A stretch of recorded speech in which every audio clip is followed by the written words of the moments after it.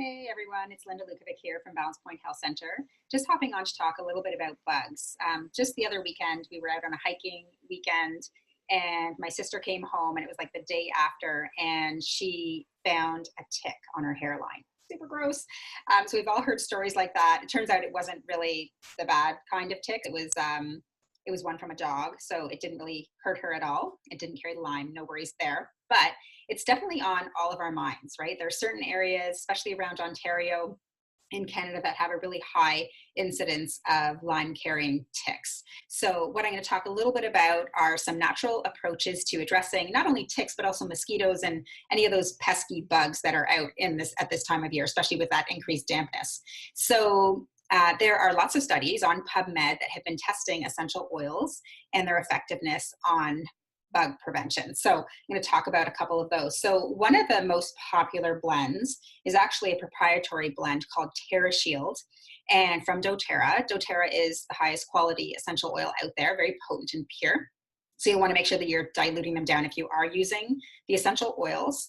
Terra Shield is a blend that contains a couple of things, like arbor vitae. You may have heard of that. That is from a tree out west, and it does repel insects. It also has eucalyptus and lemon, as well as a couple other things. Cedarwood. You may have heard of cedarwood used in bug spray, and also eucalyptus. You'll hear that a lot in bug spray. But what I want to do is I want to ramp this up to help prevent ticks also. So some of the best oils for tick prevention are eucalyptus and lemongrass, and also lavender. So I like to open up the lid of this blend and add those three oils as well into this blend, just for extra protection. This blend is diluted down in fractionated coconut oil, so it's really safe to use on the skin as well as the clothing and even on your little ones. For babies under 1, what I recommend is that you spray this on their clothing. So if they have a hat, spray it on their hat, spray it on their clothing, and just keep it away from the skin when they're really young. With pets, you can absolutely spray it on their fur, and as well as along the collar if they have a collar on, and that's fantastic for keeping those bugs away. Now, the one thing you want to pay attention to is essential oils do evaporate pretty quickly if they're not diluted down. So that's one of the reasons we dilute, so it goes inside.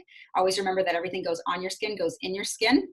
And one of the interesting things about DEET is that if you read the label, it says that it's safe to put on your skin, but not so much your clothes. But kind of makes you think, right? So although DEET has been proven to work very well for ticks and mosquitoes, not a lot of us want to put that on our skin. We choose not to. And so there are some other natural options out there. What I would recommend is that you apply a little bit more frequently if you're using essential oils, because they don't last quite as long as DEET would.